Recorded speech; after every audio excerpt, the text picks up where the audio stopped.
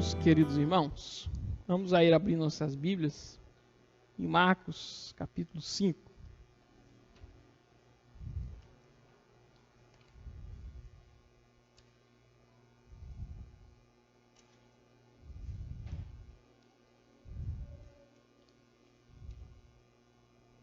Marcos 5, do versículo 1 ao versículo 20.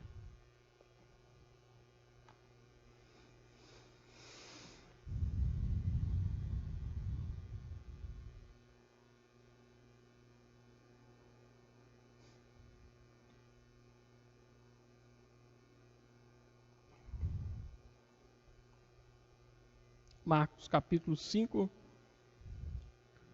do versículo 1 ao versículo 20. Diz assim a palavra do Senhor: Entrementes chegaram à outra margem do mar, a terra dos Gerazenos. Ao desembarcar, logo veio dos sepulcros ao seu encontro um homem possesso de espírito imundo, o qual vivia nos sepulcros, e nem mesmo com cadeias alguém podia prendê-lo. Porque tendo sido muitas vezes preso com grilhões e cadeias, as cadeias foram quebradas por ele, e os grilhões despedaçados, e ninguém podia subjugá-lo. Andava sempre de noite e de dia, clamando por entre os sepulcros e pelos montes, ferindo-se com pedras. Quando de longe viu Jesus, correu e o adorou, exclamando com alta voz: Que tenho eu contigo, Jesus, Filho do Deus Altíssimo? Conjuro-te por Deus que não me atormentes. Porque Jesus lhe dissera: Espírito imundo, sai deste homem. E perguntou-lhe: Qual é o teu nome? Respondeu ele: Legião é o meu nome, porque somos muitos. E rogou-lhe encarecidamente que os não mandasse para fora do país. Ora, pastava ali pelo monte uma grande manada de porcos, e os espíritos imundos rogaram a Jesus, dizendo: Manda-nos para os porcos, para que entremos neles. Jesus o permitiu. Então, saindo os espíritos imundos, entraram nos porcos, e a manada, que era cerca de 2.000, precipitou-se de despenhadeiro abaixo, para dentro do mar, onde se afogaram. Os porqueiros fugiram e anunciaram na cidade e pelos campos. Então saiu o povo para ver o que sucedera. Indo ter com Jesus, viram o endemoniado, o que tivera a legião, assentado, vestido, em perfeito juízo, e temeram. Os que haviam presenciado os fatos contaram-lhes o que acontecera ao endemoniado e acerca dos porcos, e entraram a rogar-lhe que se retirasse da terra deles. Ao entrar Jesus no barco, suplicava-lhe o que fora endemoniado, que o deixasse estar com ele. Jesus, porém, não lhe permitiu, mas ordenou-lhe: Vai para a tua casa, para os teus, anuncia-lhes tudo o que o Senhor te fez e como teve compaixão de ti. Então ele foi e começou a proclamar em Decápolis tudo o que Jesus lhe fizera, e todos se admiravam. Amém. Vamos orar mais uma vez agradecendo a leitura bíblica. Senhor Deus, nós te louvamos e te engrandecemos. Agradecemos por tua graça e bondade, teu poder de preservar a tua santa palavra e trazê-la até nós, a conservá-la ao longo das eras, para, ó Deus, falar em nossos corações nessa noite. Senhor Deus, ilumina nossos corações. Corrija, ó Deus, nossos pensamentos equivocados. Perdoa os nossos pecados, ó Deus. Confronta-nos, ó Deus, com tua palavra. Ensina-nos, nos faz crescer para a glória do teu santo nome. Que nós possamos sair daqui, ó Deus, com a mente, com esses valores guardados em nossa mente, para que não possamos esquecê-los, mas sim praticá-los. Em nome de Jesus nós oramos. Amém. Irmãos, os irmãos lembram daquela famosa pegadinha lá de 2012 da menina fantasma no elevador? Alguém já viu? A Rede Globo fez lá a Rede Globo não, o SBT, né, fez uma pegadinha, aquelas pegadinhas do Silvio Santos. Pegaram lá um prédio comercial, fizeram um elevador falsificado, que a pessoa tinha a impressão que estava subindo ou descendo, mas na verdade, aquele elevador tinha uma porta que permitia uma pessoa entrar e sair. E ali colocaram a menina, e maquiaram a menina, né, para a menina parecer um fantasma, e de repente as luzes começavam a piscar, e a menina aparecia. E aí nós morríamos de rir do susto das pessoas ao verem a menina fantasma. O vídeo chegou a mais de 35 milhões de visualizações e se tornou uma das pegadinhas brasileiras mais famosas no mundo. Agora, meus irmãos, nós achamos engraçado o susto das pessoas naquela pegadinha. Mas será que nós, no lugar delas, nós também não reagiríamos da mesma forma, de forma espantada, amedrontada? Ou será que nós manteríamos a compostura e a coragem? Eu lembro das pegadinhas lá do Silvio Santos, lá do cemitério. Tem um cara lá que até me lembrava meu sogro correndo lá no cemitério, lá, rapaz. O cara saía correndo lá, aquele grito lá, você parece até o Everaldo. Depois eu te mostro lá. Mas o fato é, meus irmãos, que a Escritura, ela também nos fala de experiências espirituais. E se há um relato bíblico, se há uma fonte confiável para que nós saibamos a respeito do mundo espiritual, está nas Escrituras. E esse é um tema que desperta muita curiosidade na mente das pessoas. Muita curiosidade e muito temor também. As pessoas se amedrontam com histórias de espíritos. Algumas pessoas até mesmo buscam grupos que supostamente entram em contato com espíritos. E quando nós lemos esse trecho das Escrituras, meus irmãos, nós encontramos aqui um relato de uma experiência real, de um espírito que dominava um homem. E a reação das pessoas à sua volta era de terror e de medo. Mas um dia, meus irmãos, um homem chegou naquela região. Um dia um homem, num barquinho de pescadores, chegou no porto de Gerasa.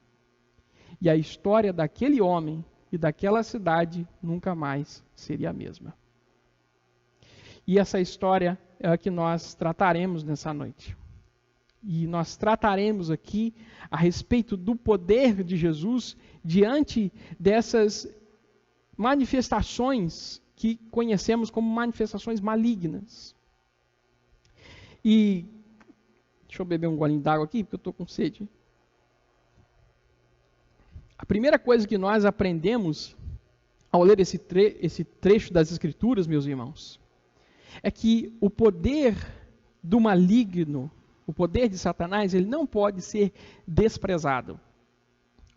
Muitas pessoas desprezam os poderes espirituais malignos. E o que nós vemos aqui, do trecho 1 ao 5, é que o poder de Satanás, ele é real.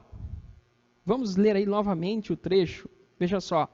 Entre mentes, chegaram a outra margem do mar, a terra dos Gerazenos.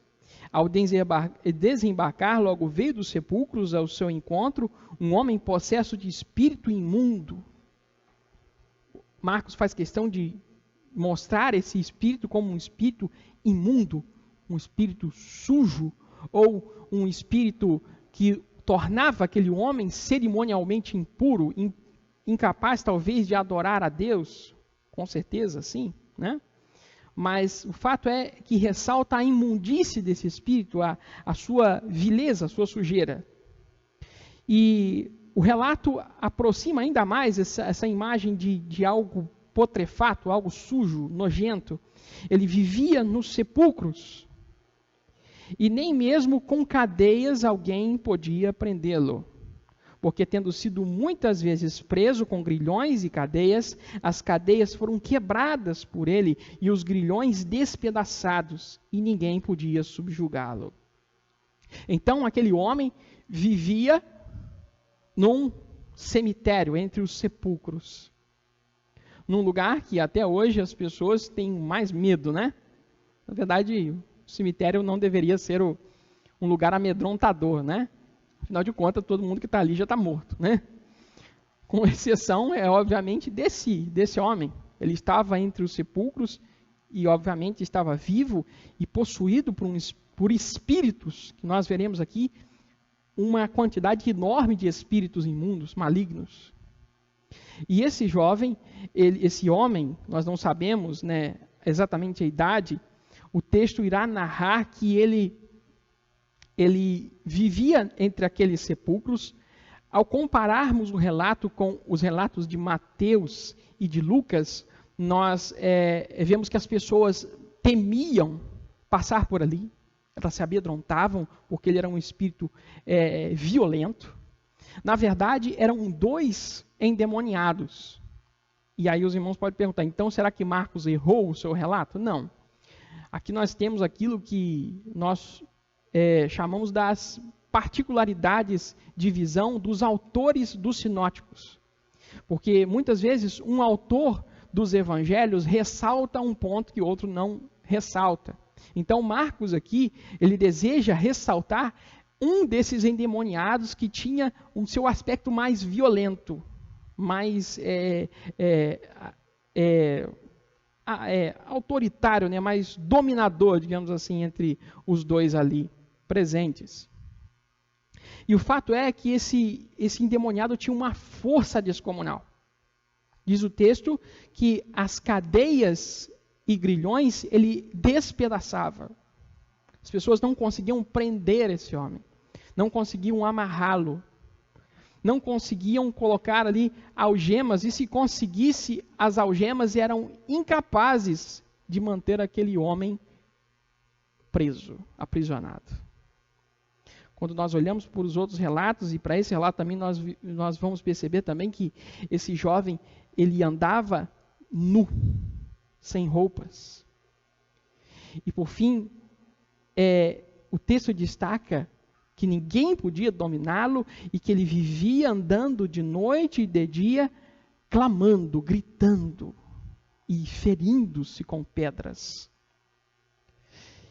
Portanto, meus irmãos, a imagem que nos traz esse trecho das Escrituras é de alguém totalmente apoderado por uma força e que não podia fazer nada.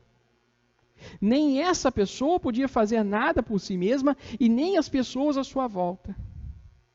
Aquele homem já era dado como morto para seus familiares e para os habitantes de Gerasa. As pessoas afastavam-se dele, fugiam dele, tinham medo dele. E o que nós vemos aqui, meus irmãos, é que o poder de Satanás ele é real. Nós não podemos, abraçando aquilo que foi desenvolvido através da teologia liberal, aquela teologia que descrê na veracidade das Escrituras, dizer que fenômenos demoníacos são simplesmente fenômenos psicológicos ou fenômenos epiléticos.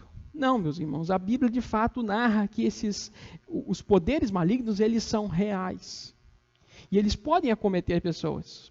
Nós não sabemos precisamente o porquê, mas o fato é que algumas pessoas experimentam essas experiências muito ruins. Nós vemos, por exemplo, no Antigo Testamento, o caso do rei Saul. É dito que o rei Saul, no fim da sua vida, quando ele abandonou a Deus e não ouvia mais a voz de Deus, um espírito maligno o possuía, o dominava, e ele ficava furioso. Ao ponto que Davi era chamado para tocar a sua harpa para acalmar a alma do rei Saul. Nós vemos também outros relatos nos evangelhos falando sobre possessões, e em Mateus capítulo 12, versículo 45, Jesus referindo-se a que a pessoa que enche a sua vida somente da religiosidade, mas não a preenche com o Espírito Santo, torna-se uma porta aberta para a entrada de Satanás. Ele vai dizer isso ao falar daqueles que limpam a sua casa, né? E porém a deixam vazia. E a referência da casa aí é a nossa alma, o nosso ser. E aí Jesus mostrando que a religiosidade não é suficiente para encher o coração humano. E pelo contrário, espíritos malignos podem apoderar-se dessa pessoa. É bem provável, meus irmãos, que pelo fato da região de Gerasa ser uma região oposta a Deus, uma região gentílica, que adorava vários deuses e era ignorante da palavra de Deus, havia grande probabilidade daquelas experiências se tornarem mais frequentes. E, meus irmãos, outra coisa que nós aprendemos aqui, com esse relato, é que Satanás ele deseja arrasar, destruir, com a imagem divina que ainda resta em nós. Aquele jovem, aquele homem, vivia totalmente à margem da sociedade. Nu, sem juízo, ferindo-se. Isso me faz até lembrar daquelas reportagens que falam daqueles modificados. Se os irmãos já viram. Aquelas reportagens sobre pessoas que fazem cirurgias plásticas no corpo tão intensas que se desfiguram. Existem relatos aí de pessoas que fizeram cirurgias, intervenções plásticas para ficar parecidas com animais. Pessoas que colocaram esferas de metal abaixo da pele para parecer que tem chifres. Irmãos, quando eu olho para circunstâncias desse tipo, eu fico imaginando essa intenção maligna de nos desfigurar, que Satanás quer de desfigurar a imagem de Deus criada no homem. E Satanás irá fazer de tudo para fazer com que o homem seja subjugado, humilhado, meus irmãos. E por isso nós chegamos a um tempo onde pessoas, por exemplo, começam a cogitar, a fazer alterações sexuais em crianças.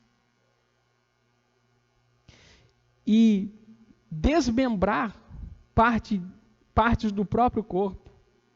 Coisas que há anos atrás, segundo a medicina, seria crime. Você não pode hoje, por exemplo, chegar ali no hospital e pedir, eu quero cortar esse braço fora. Mas você quer cortar o braço fora? Não, eu quero que corte o meu braço fora. Nenhum médico em sã consciência irá fazer isso para você. Ele vai te encaminhar para um psiquiatra, para um psicólogo, ver o que está acontecendo com a sua cabeça. Mas nós estamos chegando num nível tão grande de loucura da humanidade, em que coisas totalmente insanas e malucas estão começando a se tornar normais. E isso, meus irmãos, faz parte de uma obra de Satanás na sociedade, de levar o homem para a loucura, de levar o homem para a insanidade, para a fazer coisas que não fazem mais sentido, que não tem nenhuma razão, nenhum valor, nenhum propósito.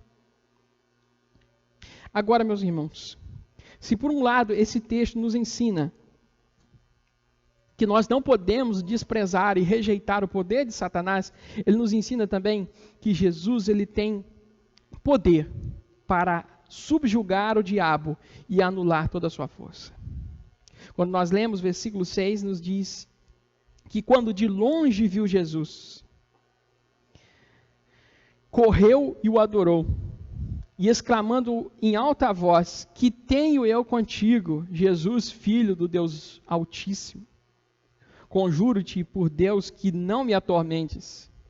Porque Jesus lhe dissera, espírito imundo, sai desse homem. E perguntou-lhe, qual é o teu nome? E respondeu ele, Legião é o meu nome, porque somos muitos. E rogou-lhe encarecidamente que não mandasse para fora do país. Ora, pastava ali pelo monte uma grande manada de porcos, e os espíritos imundos rogaram a Jesus, dizendo, manda-nos para os porcos, para que entremos neles. Jesus o permitiu.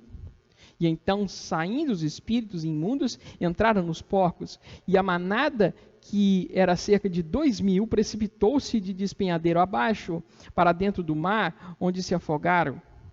Os porqueiros fugiram e o anunciaram na cidade, pelos campos. E então saiu o povo para ver o que sucedera.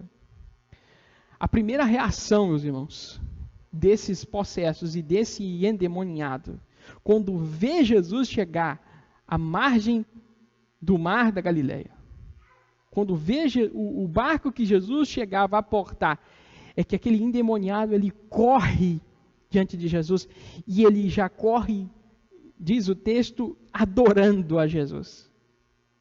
Meus irmãos, nem Satanás consegue se conter diante de Jesus. O próprio diabo tem que se ajoelhar perante Jesus. E aqui está o sentido da escolha do tema da mensagem que eu escolhi para essa noite, que é o Senhor dos Espíritos. Satanás não tem poder absoluto. Satanás precisa se dobrar diante de Jesus. E o trecho de Marcos não fala, mas o trecho de Mateus diz. E diz que quando aquele endemoniado chega diante de Jesus, ele diz uma coisa, ele fala assim, olha, Senhor Nazareno, vieste nos atormentar-nos antes do tempo? E diz que ele clamava para que não os lançassem no abismo. Aqueles demônios, meus irmãos, quando eles veem a Jesus, a primeira coisa que eles pensam é que o dia do juízo talvez estivesse se antecipando. E eles falam para Jesus assim, Senhor, o Senhor sabe que não chegou o nosso tempo não. Eles falam assim, pelo amor de Deus, o Senhor está querendo mandar a gente para o juízo já, mas não está na hora ainda. Isso é impressionante, meus irmãos. Que foi a mera chegada de Jesus àquele lugar, que bastou para que aquele demônio, aqueles espíritos malignos que dominavam aquele homem, se prostrassem, adorassem e clamassem por misericórdia. E diz o texto que habitava naquele homem, ao que Jesus pergunta, e aqui é um trecho, talvez um dos únicos trechos do Novo Testamento em que Jesus conversa alguma coisa com um endemoniado, e é muito pouco, é que ele pergunta o nome dele, e ele diz que é Legião. E Jesus faz a pergunta com propósito. E a Legião era um destacamento romano provido de aproximadamente 6.000 homens. Quando ele diz Legião, ele quer dizer, olha, nós somos muitos. E eles clamam a Jesus para que eles possam possuir os porcos. E diz o texto que é uma manada de 2.000 porcos. E Jesus permite. E quando eles possuem os porcos, eles se lançam e se afogam no mar da Galileia. E essa figura dos porcos se lançando e se afogando no mar da Galileia já nos traz uma figura do juízo final de Deus sobre Satanás e seus demônios. E toda essa imagem é presenciada, ela é vista pelos porqueiros e pelos habitantes de Gerasa, e eles ficam totalmente extasiados, totalmente impactados. Eles nunca haviam visto algo como daquele tipo. Nós aprendemos, meus irmãos, com esse texto que o poder de Satanás ele não se compara com o poder de Jesus. Não há comparação, não há briga, não há luta. Algumas pessoas pensam que Deus e Satanás estão como numa queda de braço. Tem gente que até coloca uma imagem no Facebook, aí no WhatsApp, com um demônio lá e supostamente Deus lá com a quebra de braço lá. Irmãos, isso não faz sentido algum. Satanás só está no mundo porque Deus tem propósito com Satanás. O poder maligno está sendo usado por Deus para o seu propósito. E isso é razão de conforto para nós, irmãos, porque nós, como cristãos, não precisamos temer poder nenhum. Nem os piores poderes demoníacos de todo o cosmos, de todo o universo, podem colocar medo no cristão. Porque nós somos filhos do Deus que tem poder sobre eles. A história nos diz, meus irmãos, que quando Lutero começa o movimento de reforma na igreja, e que Lutero é convocado pelo imperador Carlos V para comparecer perante a dieta de Worms, e Lutero e seus amigos já sabiam que a dieta de Worms resultaria na sua morte. Porque John Hus já havia sido morto numa dieta semelhante àquela, num questionamento semelhante àquele, e nós sabemos bem o poderio e o domínio da Igreja Católica naquele tempo. E que todo tipo de divergência teológica ou ideológica naquele tempo se punia com a morte. Aquele tempo não é como nós. Qualquer mudança de opinião, esse cara aí tem uma opinião diferente, vamos matar ele. Era assim que funcionava. E tem uma frase de Lutero que foi eternizada no cântico que nós cantamos, que é o cântico Castelo Forte, em que ele diz para os seus amigos: ainda que haja em Worms tantos demônios, como quantas sejam as telhas nos telhados, confiando em Deus, eu ali entrarei. Meus irmãos, o poder que rompe o poder das trevas, o poder que vence a oposição institucional, o poder que rompe, o poder que avança contra a Igreja de Cristo é o poder de Deus. Não é o poder humano. Até mesmo Satanás, meus irmãos, e os seus demônios, eles tremem diante do Senhor Jesus. E aqui, meus irmãos, eu preciso trazer mais uma fala, uma aplicação. Pois teorias conspiratórias, meus irmãos, não podem habitar a nossa mente. Nós estamos vivendo momentos tão difíceis no mundo, e tanta coisa se diz, pela internet afora, tem tanta coisa sendo dita e falada, que de repente começam a falar para a gente: olha, cuidado, porque estão querendo matar todo mundo com essa vacina. Porque existe no mundo aí os senhores do mundo. E esses senhores do mundo, eles querem matar a população mundial. Porque existe um domínio global. Irmãos, eu não duvido em nada do mal que há no ser humano. Eu não duvido de nada de que os poderosos queiram subjugar os pequenos.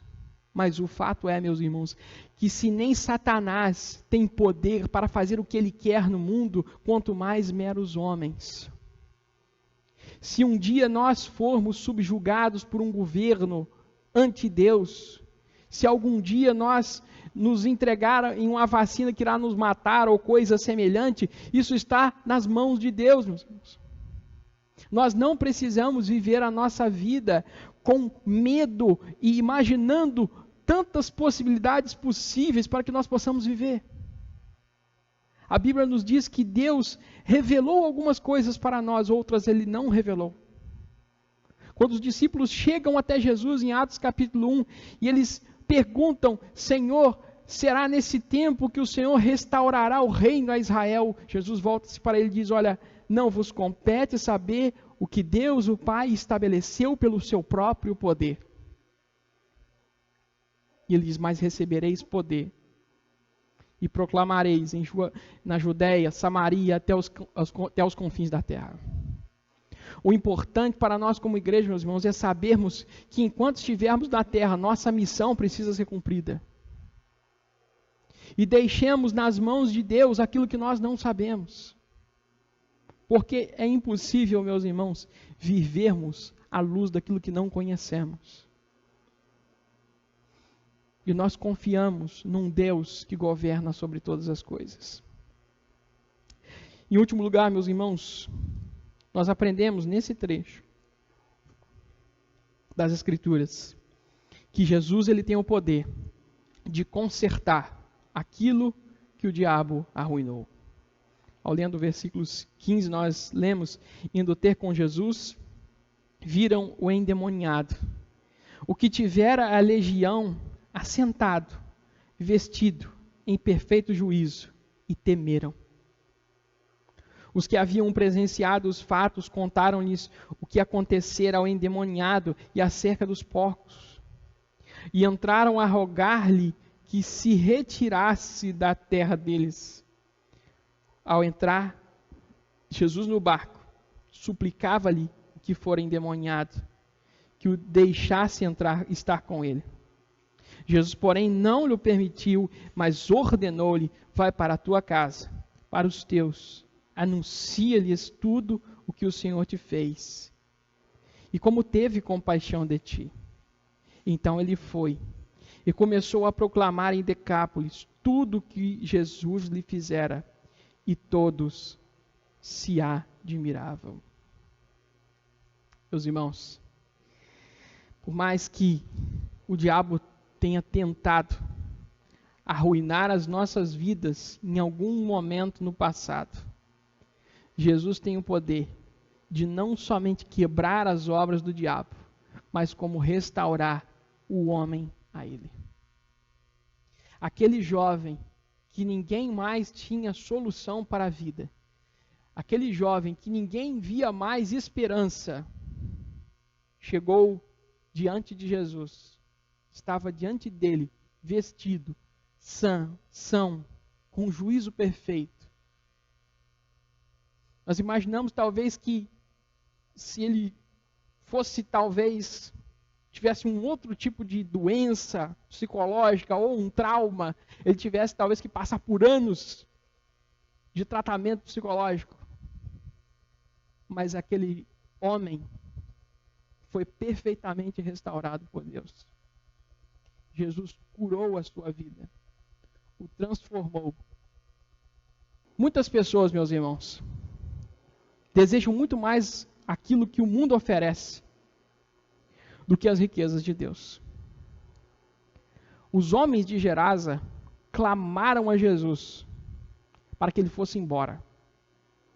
Mesmo tendo visto o poder de Deus, aqueles homens se incomodaram com o fato de que perderam a sua riqueza, seus porcos. E nós vemos através disso, meus irmãos, que o Evangelho, ele incomoda o mundo aonde ele chega. Mesmo quando nós fizermos as melhores obras em favor do mundo, ainda assim, o mundo irá se incomodar conosco. O crente, meus irmãos, sempre será visto aos olhos do mundo, por uma boa parte dele, como alguém que está trazendo mudanças indesejadas. Porque onde o Evangelho chega, meus irmãos, a cultura precisa mudar. Os costumes precisam mudar. Pessoas aprisionadas pelo pecado precisam ser libertas. E isso desestrutura a economia de um mundo que vive às custas do mal de alguém. Para aqueles homens, era preferível que aquele homem continuasse possesso, endemoniado, miserável, e que o Evangelho nunca chegasse até eles, do que perderem 2.000 porcos. E o último ponto, meus irmãos, que nós podemos aplicar em nossas vidas através desse trecho das Escrituras, é que a mensagem do Evangelho, ela deve começar a ser pregada entre aqueles que testemunharam o poder transformador de Deus em nós. São as pessoas mais próximas de nós, meus irmãos, que irão estar mais abertas ou mais fechadas para o Evangelho. Aquele homem clama para que ele possa estar com Jesus. Mas Jesus diz, não, você não irá ir comigo. Você irá ficar. E você irá ir para os seus, para a tua casa. E irá anunciar aquilo que Deus fez. Meus irmãos, o nosso maior campo evangelístico está entre as pessoas que nos conhecem. Porém, o fato, meus irmãos, é que se as pessoas que estão mais próximas de nós não veem em nós a transformação e o poder de Cristo, elas não irão estar dispostas a ouvir a mensagem. Aquele homem talvez tivesse muito pouco proveito ao sair de Jesus, ao sair com Jesus de Gerasa. Mas Jesus sabia que aquele homem era o melhor missionário às 10 cidades do Império Romano chamado Decápolis. E diz a Escritura que ele começou a testemunhar o que Deus havia feito na vida dele. Irmãos, eu já comentei isso aqui para os irmãos. Nós começamos com esse projeto de gravar os sermões, colocar na internet. Eu falei assim, olha, acho que ninguém vai ver isso. Tem gente muito melhor do que eu pregando por aí para as pessoas ouvirem. E para nossa surpresa, meus irmãos, existem pessoas que, sem precisar ficar cobrando, elas, praticamente toda semana, elas assistem as mensagens. E elas assistem porque elas querem ouvir o que eu tenho a pregar sobre as Escrituras. Porque são pessoas que me conhecem, que tiveram a chance de conviver comigo. E elas acham importante ouvir de alguém que elas conhecem a respeito das Escrituras. Por isso, meus irmãos, o nosso campo evangelístico mais poderoso são aquelas pessoas que nos conhecem e sabem quem nós somos. Porém, se nós não somos o que deveríamos ser as pessoas que não conhecem a Cristo, nós não alcançaremos a essas pessoas. E nós podemos concluir, meus irmãos, portanto, que Jesus, Ele tem o poder de subjugar os espíritos malignos, subjugar o mal e restaurar a vida do homem que está cativo. O que mais precisamos em nossa vida, meus irmãos, é de um encontro genuíno com o homem Jesus. Porque foi o encontro com Jesus que mudou a vida daquele homem e que mudou a vida de Decápolis, que mudou a vida dos habitantes de Gerasa. E que nós, meus irmãos, também possamos levar aquilo que Deus fez por nós àqueles que ainda o não conhecem. Que Deus abençoe os irmãos. Vamos louvar.